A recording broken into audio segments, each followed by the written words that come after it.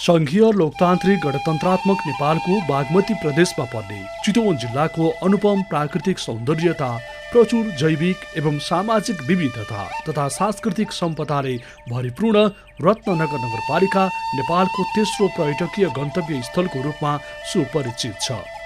विक्रम सम्वत 2053 सालमा स्थापना भएको रत्ननगर नगरपालिकाले स्थापना कालदेखि नै कुशल, इमान्दार एवं दूरदृष्टि भएको नेतृत्वका कारण समृद्ध नगरको रूपमा आफ्नो स्थान बनाएको छ। पूर्व पश्चिम राजमार्गको बीच भागमा अवस्थित यस नगरपालिकामा विकासका गतिविधि उत्साहका साथ अगाडि बढेको छ। प्रशस्त उर्वर कृषि भूमि र पशुपालनको राम्रो सम्भावना छ। नगरको ग्रामीण क्षेत्र बहुव्यवसायिक कृषिमा आबद्ध छ, जसबाट यो नगर व्यावसायिक कृषि पर्यटकीय सहरको रूपमा प्रसिद्ध छ। व्यावसायिक कृषि सहर निर्माणको अवधारणा अनुरूप नेशनल एग्रिकल्चर हस्पिटल निर्माण सम्पन्न भएको छ। कृषि सहकारी प्रशिक्षण केन्द्र झुवानी सञ्चालनमा आएको छ। बङ्गुर र माछाका दुईवटा तथा लिची र तरकारीका एकवटा गरी 6वटा साना व्यावसायिक कृषि उत्पादन केन्द्र विकास कार्यक्रम सञ्चालनमा आएका छन्। रत्ननगरमा उत्पादित नमुना कृषि तथा दुग्धजन्य उत्पादनको बजारीकरण तथा कृषकलाई उत्पादनमा प्रोत्साहित गर्न टाढी सब्जी मण्डी नजिकै कोसेली घर निर्माणाधीन छ। कृषि क्षेत्रको विकासको लागि सिंचाई प्रणाली विकास, कृषि उत्पादनको बजार सुनिश्चितता तथा कृषकलाई उचित मूल्य प्रदान एवं उपभोक्तालाई सुपथ मूल्यमा खाद्य वस्तु उपलब्ध गराउन कृषि उपज संकलन केन्द्र र हाट बजार सञ्चालनमा ल्याइएको छ। पालिका स्तरीय सहकारी कृषि बजार निर्माण अन्तिम चरणमा पुगेको छ। पशुपक्षी पालनमा सहजीकरण तथा कृषकको उत्पादनको बजार सुनिश्चितताका लागि वडा नम्बर 9 टिकौलीमा नेपाल लाइभ स्टक इनोभेसन प्रोजेक्टबाट सुविधा सम्पन्न पशु हाट बजार निर्माणाधीन अवस्थामा रहेको छ। गाई भैँसीको सुत्केरी भत्ता वितरण गर्ने कार्य गर्दै आइएको छ। पशु विकास तथा प्रवर्धनका लागि पशु वस्तु वितरण, गोठ सुधार, मेसिनरी अनुदान, पशु आहारका लागि साइलेजको उपयोग जस्ता कार्यक्रम सञ्चालनमा ल्याइएको छ। अब हामीसँग त्यस्ता धेरै उद्योगहरू छैनन्, जसले गर्दाखेरि चाहिँ हामीले बाँझो खेत जोत्ने काम गऱ्यौँ। नेपालमा यसले राम्रो ख्याति प्राप्त गरेको छ। हामीले चुनाव जित्ने बित्तिकै चाहिँ जरिवाना गरेका थियौँ प्रत्येकवटा पाँचदलले। होइन, अब त्यो जरिवानाले पुगेन। अब त्यो चाहिँ बाँझो खेत राखेर मान्छे चाहिँ भोको पेट बस्ने हामी जुम्ला हुम्लामा चाहिँ होइन देख्छौँ महिनौसम्म चाहिँ खान नपाएको, खाद्यान्न नपुगेको कुरा। अनि सबै कुरा चाहिँ निर्यात आयात गर्नुपर्ने, आयातलाई प्रतिस्थापित गरेर निर्यात गरेर हामी कृषि प्रधान देश भनेपछि हामी प्लटिङ गर्ने नाममा थुप्रै जग्गाहरू थिए। हामीले त्यो जग्गा जोत्ने काम गऱ्यौँ र बडो उत्साहका साथ चाहिँ जो आर्थिक हिसाबले विपन्न थियो। तपाईँलाई सम्झाउँ, कोरोनाको पहिलो जो कहर चाहिँ आइसक्दाखेरि पछि लकडाउन भयो। त्यसलाई नियन्त्रण गर्न लकडाउन गर्नुपर्ने बाध्यकारी अवस्था हो, किनभने मान्छेसँग मान्छे सरेपछि अब चाहिँ हामीले राहतको सामग्रीहरू बाँड्यौँ होइन। अब मास्कहरू, सेनिटाइजर सबै कुरा स्वास्थ्यको बाँड्यौँ। तर त्यो चाहिँ कति दिन बाँड्ने? यो त परिश्रम पौरख्यो भनेपछि अब श्रमसँग जोड्नुपर्छ र उहाँहरूलाई वास्तवमा चाहिँ जुन खेतहरू बाँझा छन् त्यो चाहिँ होइन घाँस उम्रेर झार उम्रेर बसिया छ। अनि यता मान्छे भोक भइसक्यो भनेपछि त्यो श्रमसँग जोडाउनु त भन्ने हिसाबले चाहिँ त्यो गरिसकेपछि हामीले लगभग चाहिँ 40 बिघा जग्गा त हामीले पिठुवा मात्रै सुरु गऱ्यौँ। वाइल्ड लाइफ टुरिज्मका लागि उत्कृष्ट गन्तव्यका रूपमा रहेको सौराहामा यसका अतिरिक्त साहसिक, सांस्कृतिक र कृषि पर्यटन पनि फस्टाउँदै गएको छ। हात्ती चढेर जङ्गल सफारी गर्नु, गैडा, मृग, बाघ, बँदेल, गोही, सर्प तथा विभिन्न प्रजातिका चराचुरुङ्गीहरू हेर्नु, राप्ती नदीमा डुङ्गा सैर गर्नु, सूर्यास्त हेर्नु, थारू समुदायको मौलिक संस्कृतिको अवलोकन गर्नु, रत्ननगरमै उत्पादित विभिन्न अर्गानिक खानेकुरामा रमाउनु, विभिन्न कृषि फार्महरूको अवलोकन गर्नु यहाँका मुख्य पर्यटकीय विशेषताहरू हुन्। तुलनात्मक लाभको क्षेत्रको रूपमा रहेको रत्ननगरको पर्यटन उद्योगलाई नगरले अगाडि सारेको पर्यटकीय सहरको रूपमा विश्वमा नै चिनाउन यस क्षेत्रको पर्यटन विकास र प्रवर्धनलाई पूर्वाधार क्षेत्र विकाससँग आबद्ध गरिएको छ। प्रस्तावित वाटर किङडम, इको पार्क, धार्मिक पर्यटन प्रवर्धनका लागि हरिहर मन्दिर, जिरोनामा धर्मधाम र साङ्गे छोइलोङ गुम्बा, जयमङ्गलामा राम मन्दिर, भानुचोकमा कृष्ण मन्दिर, चित्रसारीमा चित्रसेन बाबाको मन्दिर जस्ता धार्मिक क्षेत्रको विकास र प्रवर्धन गर्ने कामहरू भइरहेका छन्। त्यस्तै होटल तथा रिसोर्टहरू, म्युजियम, चित्रसारी पुल, स्काई ब्रिज, बहुसांस्कृतिक ग्राम, सभा हल निर्माणाधीन झुवानी पार्क, सौराहा राप्ती किनारमा ड्याक निर्माण, टिकौलीमा कृष्णसार संरक्षण, मणिखोला पर्यटकीय पार्क, झुवानी पार्क र पिठुवा नमुना पार्क निर्माण एवं बाल उद्यान, टिकौली सामुदायिक वनमा इको कल्चरल भिलेज, धर्मशालामा बनेको भवन, कबड हल, चितवन राष्ट्रिय निकुञ्ज सङ्घको सहकार्यमा घाँसे मैदान र पोखरी निर्माण भइरहेका छन्। यस नगरपालिकाको गौरव मानिने पर्यटकीय स्थल सौराहा प्रवेशद्वारमा सौराहा द्वार र घण्टाघर निर्माण सम्पन्न भएको छ।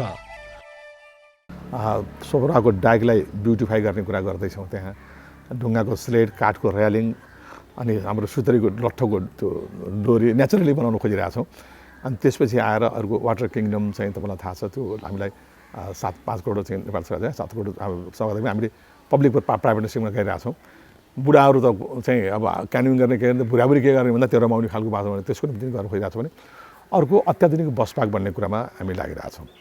हामीले झुलुङ्गे पुल बनायो, हामी ब्रिडिङ पुल जाने उसमा खोर्सरमा जाने कुरा गरेको छौँ भने अर्को चाहिँ एउटा समुदायका घरहरू समुदायलाई पनि चाहिँ लक्षित कार्यक्रम पनि हो। त्यो के छ भनेदेखि चाहिँ रत्नगर कल्चरल भिलेज भनेर रत्नगर सांस्कृतिक ग्राम भनेर हामीले बनाउँदैछौँ। 4वटा घर कम्प्लिट भइसक्यो, अब किचन बन्दैछ, 3टा घर बाँकी छ। हामीले त्यो चाहिँ चेपाङको, थारूको, तमाङको, गुरुङको, मगरको र यहाँ बसेको चाहिँ दराईको यी सबैको घर बनाउँछौँ र त्यही भेषभूषाको कपडा लाउने, त्यही भेषभूषाको खाना खान पाउने, त्यहाँ वर्कसप सेमिनार गोष्ठी गर्न पनि सकिने र त्यसपछि त्यो आएको पैसा चाहिँ त्यही समुदायलाई चाहिँ फिर्ता गर्ने, ताकि सधैँभरि नगरेर चाहिँ माग्न नपरोस्। अनि उहाँहरूको चाहिँ भेषभूषा पनि त्यहाँ राख्नुहुन्छ, त्यो खालको म्युजियम राख्नुहुन्छ, त्यही खालको चाहिँ चिच्चर खानु मन लाग्यो, थारू परिकारहरू घुगी खानु मन लाग्यो भने खानु पाउनु पऱ्यो। यो सबैको कुरा पनि हामीले जो गरेका छौँ। नगरपालिकाको वडा नम्बर 12मा बसोबास गर्दै आएका स्थानीय विपन्न परिवारहरूलाई खानेपानी, सडक, इन्टरनेट जडान गरी सालघारी बस्तीलाई व्यवस्थित गरिएको छ। त्यस्तै नगरपालिकाको वडा नम्बर 16मा खोला किनारमा रहेका सार्वजनिक जग्गालाई व्यवस्थित गरी फुटबल ग्राउन्ड निर्माण सम्पन्न भएको छ। यस नगरमा सञ्चालन गरिएका ज्येष्ठ नागरिकको घरमै गई स्वास्थ्य जाँच गर्ने कार्यक्रम, खानपान र आहार विहारसँग सम्बन्धित सचेतनामूलक समुदायमा स्वास्थ्य कर्मी कार्यक्रम, नगर उपप्रमुखसँग महिला स्वास्थ्य कार्यक्रम जस्ता जनस्वास्थ्य सम्बन्धी कार्यक्रम निरन्तर सञ्चालनमा आएका छन्। नेपालकै पहिलो हाम्रो नगरपालिका घर घरमा गएर 80 वर्षभन्दा माथिका वृद्ध बाआमाहरूलाई हामीले जाँच गराउनुपर्छ र उहाँहरूको स्वास्थ्य उपचारमा चाहिँ सामान्य चाहिँ ज्वरो जाँच, अनि त्यसपछि गएर चाहिँ उहाँहरूलाई चाहिँ त्यो आधारभूत चाहिँ उहरू चाहिँ हामीले चाहिँ त्यहाँ गराउनुपर्छ। त्यो गऱ्यो भनेदेखि चाहिँ महिनामा एकचोटि चाहिँ हामी पुग्नुपर्छ भनेर हामीले थालनी गऱ्यौँ। थालनी गरिसकेपछि बिचमा चाहिँ गत सालदेखि कोभिडले हामीलाई एकदमै समस्या बनायो र स्वास्थ्य कर्मीहरू चाहिँ जम्मै कोभिडमा चाहिँ लाग्नुपर्ने अवस्था पनि रह्यो र त्यसो भएको हुनाले चाहिँ अलिक कमी भएको हामीले महसुस गरेका छौँ। र अहिले चाहिँ हामीले स्वास्थ्य शाखालाई चाहिँ के निर्देशन गरेका छौँ भने अब त्यो निरन्तरता दिनुपर्छ। किनभने हामीले अधिराज्यभरिमा चाहिँ हाम्रै नगरपालिका हो सबैभन्दा पहिला चाहिँ त्यसरी घर घरमा गएर वृद्ध बाआमालाई जाँच गराउने र अब यसलाई चाहिँ हामीले छोड्नु हुँदैन, निरन्तरता दिनुपर्छ भनेर हामीले भनेका छौँ र अब हामी निरन्तरता पनि दिन्छौँ। त्यो कुरो हामीले चाहिँ निर्देशन पनि गरिसकेका छौँ स्वास्थ्य शाखालाई। यो गर्दाखेरिमा चाहिँ वृद्ध बाआमाहरूलाई आउने जाने झन्झट पनि नहुने भएको छ। र अनि अर्को कुरा पनि म यही स्वास्थ्यसँग जोड्न चाहन्छु। हामीसँग चाहिँ एम्बुलेन्स छ। एम्बुलेन्सले चाहिँ हामीले गत साल पनि भनेका थियौँ त्यस्ता चाहिँ वृद्ध बाआमाहरू, अशक्त, अपाङ्गहरूलाई चाहिँ हाम्रो यहीँ रत्नगर अस्पताल छ। त्यो रत्नगर अस्पतालमा चाहिँ ल्याउन लानको लागि पनि हामी त्यो चाहिँ तपाईँहरूलाई यदि निम्न आय भएका तपाईँहरू चाहिँ जुन खर्च गर्न नसक्ने, एम्बुलेन्सको भाडा तिर्न नसक्ने त्यस्तो व्यक्तिहरूको लागि चाहिँ हाम्रो यहाँ छ है भनेर हामीले चाहिँ सूचना पनि गरेका थियौँ र कतिपयले धेरै जसोले त्यो लाभ पनि लिनुभएको छ। यसका साथै स्वास्थ्य नागरिक नगरका मुख्य सम्पत्तिका रूपमा रहने मान्यतालाई मनन गर्दै स्वास्थ्य सम्बन्धी विविध पूर्वाधारको विकास अगाडि बढाइएको छ। रत्नगर तथा पूर्वी चितवनकै मुख्य अस्पतालको रूपमा रहेको बकुलहर रत्नगर अस्पतालमा पूर्वाधार लगायत सेवाको गुणस्तरमा व्यापक स्तरोन्नति भएको छ।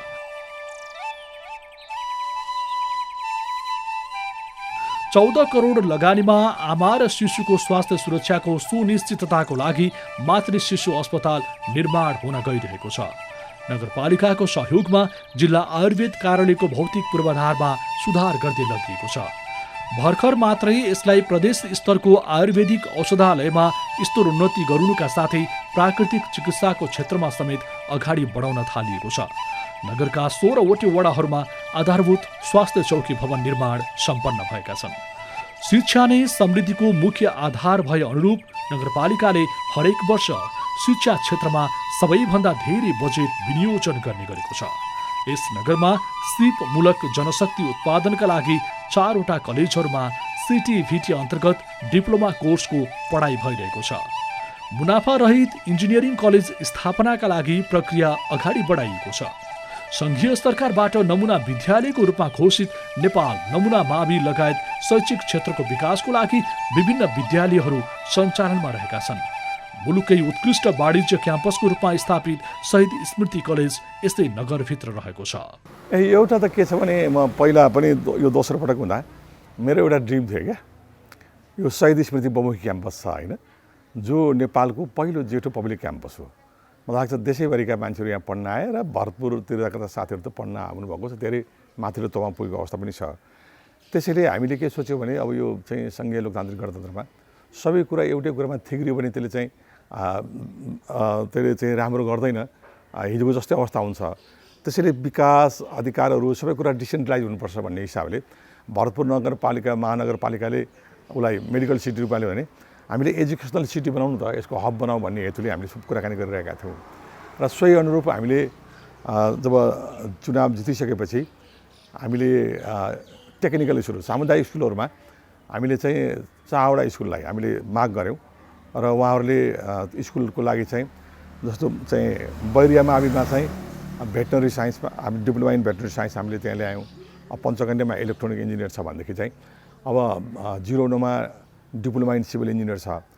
र सबभन्दा चाहिँ खुसीको कुरा के छ भने अझ नेपालमा पहिलोचोटि सामुदायिक स्कुलले चाहिँ होटल म्यानेजमेन्ट पाएको हाम्रो पहिला हो बछौलीमा, जहाँ चाहिँ अब नेपालको तेस्रो गन्तव्य स्थल, जहाँ संसारभरिका मान्छे पनि आउँछन् र इन्टरनल टुरिज्मको नि त्यतिकै खालको छ।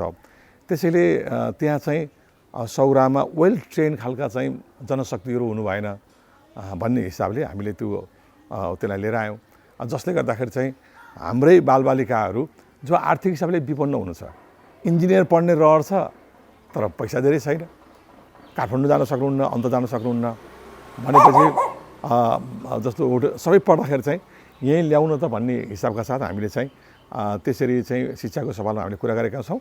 र अर्को कुरा के पनि छ भने स्कुल चाहेर या नचाहेर मर्जुने अवस्था बढ्यो। अनि त्यसले गर्दाखेरि चाहिँ हामीले बागदेही राप्राबी जहाँ हाम्रो वडा नम्बर 12मा छ त्यो मर्ज भएको छ, उसको 2 बिघा 2 कट्ठा चाहिँ जग्गा पनि छ। त्यहाँ हामीले चाहिँ डिप्लोमा इन चाहिँ के अरे सिभिल इन्जिनियर चाहिँ को एफिलिएसन चाहिँ पोखरा युनिभर्सिटीसँग हामीले कुराकानी गरेका छौँ। र पोखरा युनिभर्सिटीको चाहिँ हाम्रो भिसी साहब आएर हेरिसक्नु भएको छ, अवलोकन भएको छ र अहिले रजिस्टर पनि नियुक्ति भएको हुनाले हामीले कमसेकम चाहिँ पूर्व चितवनमा एउटा राम्रो खालको चाहिँ शिक्षालय हुनुपर्छ, ताकि हामीले चाहिँ टेक्निकल स्कुलहरू पढेर यहीँ रमाउने खालको वातावरण तयार गर्ने र यहीँ बस्ने खालको वातावरण तयार गर्ने। र अहिले हामीसँग बाहिरै जानु पऱ्यो भने पनि कमसेकम स्किल म्यान पावर त डेभलप गर्नु पऱ्यो नि। त कमसेकम चाहिँ सिभिल इन्जिनियर भएको छ, भेटनरी साइन्स पढ्छ, इलेक्ट्रोनिक इन्जिनियर छ, होटल म्यानेजमेन्ट भनेदेखि त अल ओभर द वर्ल्डमा बिग्छ नि त, सिटिभिटीको एफिलिएसन हो नि त। त्यसको कारणले पनि सकभर यहीँ रमाउँ, यही धरतीमा बसौँ, सकिन्न भने चाहिँ कमसेकम सिप लिएर आफ्नो सर्टिफिकेट लिएर जाउँ, जहाँ चाहिँ हामी संसारभर हाम्रो सर्टिफिकेटले चाहिँ हामीलाई राम्रो स्यालेरी पाउने, राम्रो सुविधा पाउन सक्ने सम्भावना हुन्छ। त्यसको कारणले हामीले त्यो सोच बनाएर गरिरहेको कुरा हो।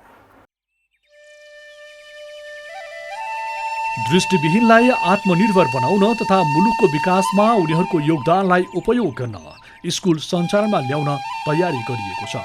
रत्नगरभित्र रहेका रत्नगर खानेपानी, बछौली खानेपानी र पिठुवा खानेपानीसँग समन्वय गरी नागरिकलाई स्वच्छ पिउने पानीको व्यवस्था मिलाइएको छ। मुलुकको गन्तव्य मानव विकास र मानव विकासमा पुग्ने बाटो पूर्वाधार विकास भएकोले नगरमा विभिन्न विकासका पूर्वाधारहरू वातावरणसँग तादम्यता कायम गर्दै निर्माण गरिएको छ, जसमा मुख्य सडकहरू कालोपत्रे भएका छन्, बिग्रिए भत्केका सडकहरू मर्मत भएका छन्, आवश्यकता अनुसार सडकमा नाला सहित फुटपाथ निर्माण भएका छन्, सिटी हल निर्माण गरिएको छ, नाला, कल्भर्ट, उच्च स्तरीय ग्राभेल, कुलो, बाँध, सिँचाइका काम गरिएको छ, ट्रिटमेन्ट प्लान्ट सुचारू भएको छ, पिठुवा, पञ्चकन्या, खगरी, झुवानी, लौरीघोल लगायतका सिँचाइ आयोजनाको करिब 11 किलोमिटर पक्की कुलो निर्माण सम्पन्न भएको छ। नगरपालिका भित्रका 16वटा वडाहरूमध्ये धेरै जसोले आफ्नै निर्माण सम्पन्न गरी सञ्चालनमा ल्याएका छन् भने केही वडा कार्यालयहरू निर्माण कार्य द्रुत गतिमा भइरहेको छ। कयर खोला, राप्ती खोला लगायतका खोला तथा नदी तटबन्धन करिब 11 किलोमिटर निर्माण गरिएको छ। झुवानी, सिसवार, सालघारी, बागमारा, लौरीघोलमा माझी, मुसहर र चेपाङ जस्ता विपन्न वर्गका लागि आवास निर्माण भएको छ। साना तथा मझौला उद्योगका लागि औद्योगिक क्षेत्र स्थापना गर्न डिपिआर तयार पारिएको छ। डुम्डीचोक बाटो निर्माण भई भौतिक निर्माण काम भएका छन्। नगरपालिकाले स्थानीय जनताको सहभागिता बढिरहने क्षेत्रका योजनाहरूलाई उच्च प्राथमिकता दिई योजनाहरू कार्यान्वयन गर्ने गरेको छ। विकासको छनौट प्रक्रिया र त्यसबाट प्राप्त प्रतिफलमा जनताको सहभागिता कायम गरी विकासमा नागरिक संलग्नताको विश्वव्यापी अवधारणालाई अनिवार्य गरिएको छ। विपद प्रतिरोधित, मानव केन्द्रित, सुरक्षित, आर्थिक रूपले गतिशील, स्वच्छ, सफा र व्यवस्थित सहर निर्माणको लागि नगरपालिका तदारुकताका साथ अगाडि बढिरहेको छ। सामाजिक सांस्कृतिक रूपमा उत्पीडनमा परेका दलित समुदाय र आर्थिक हिसाबले विपन्न नगरवासीमा उद्यमशीलता प्रवर्धन गर्नका लागि बिना ब्याज, बिना धितो कर्जा प्रवाहको व्यवस्थापन गर्न नगर प्रमुखसँग उद्यमशीलता प्रवर्धन कार्यक्रम सञ्चालन गरिएको छ। नगरपालिकाको नगर प्रमुखसँग उद्यमशीलता भन्ने कार्यक्रम छ, जुन कार्यक्रम चाहिँ हामीले किन राख्यौँ भन्दाखेरि चाहिँ अहिले यो कोभिडको जुन खालको दोस्रो कहरभन्दा पहिलो जुन कहर आइरहेको अवस्थामा र धेरै चाहिँ हाम्रा नगरवासीहरू अब विशेष त गल्फ कन्ट्रीमा काम गर्नेहरू फर्केको अवस्था, अर्को यहीँ बसेका चाहिँ युवा भाइ बहिनीहरूले रोजगार नपाएको अवस्था, यसलाई मध्यनजर गरेर बिना धितो र बिना चाहिँ ब्याजमा लगानी गर्नुपर्छ र यो पौरखीहरूको नगर पनि हो, उद्यमशीलको नगर पनि हो र यसलाई उनीहरूलाई पौरखी बनाउनुपर्छ, उद्यमशील बनाउनुपर्छ, उनीहरूको आफ्नो खुट्टामा उभिने खालको वातावरण तयार गर्नुपर्छ भन्ने हेतुले हामीले त्यो चाहिँ सोचेर यो कार्यक्रम राखेका हौँ। र जसले गर्दाखेरि चाहिँ जुन रिटर्नीहरू जो फर्केर आउनु भएको छ, कमसेकम चाहिँ राष्ट्रले जो खालको जोग गर्नुपर्ने गर्ने हामीले आफ्नो स्थानीय सरकारको तर्फबाट चाहिँ जोग गरौँ र केही न केही भए पनि भाइहरूलाई चाहिँ आफ्नै मातृभूमिमा आफ्नै धरतीमा रमाउने खालको वातावरण तयार गरौँ भन्ने उद्देश्यका साथ हामीले त्यो कार्यक्रम गरेका हौँ। त्यसैले यो नगर प्रमुखसँग उद्यमशीलता भन्ने कार्यक्रम चाहिँ हामीले सोचेर सम्झेरै चाहिँ राखेका छौँ होइन।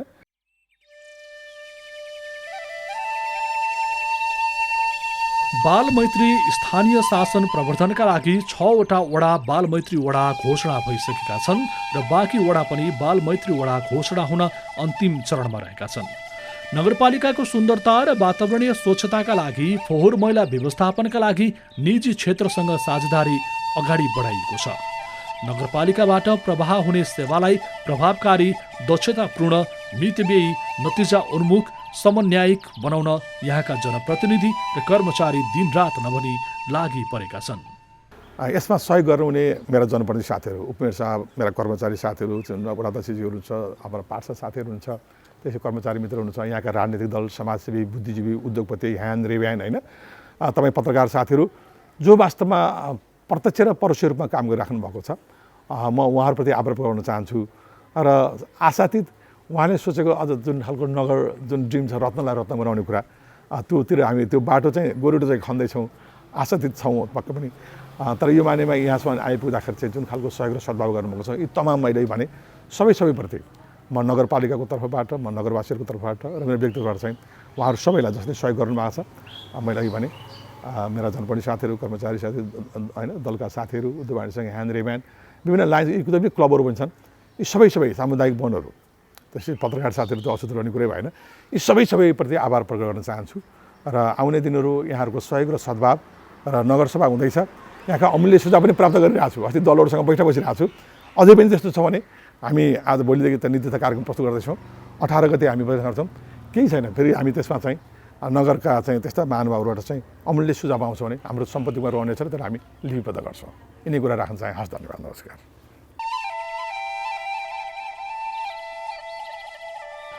मुलुकका धेरै स्थानीय तहमा न्यायिक समिति आफ्नो काम कारबाही सम्बन्धमा अन्योलमा रहिरहेको अवस्थामा समेत यहाँको न्यायिक समितिले सामान्य देवानी प्रकृतिका विवादको समाधान तथा मध्यस्थता कायम गर्नमा उदाहरणीय कार्य गरेको छ।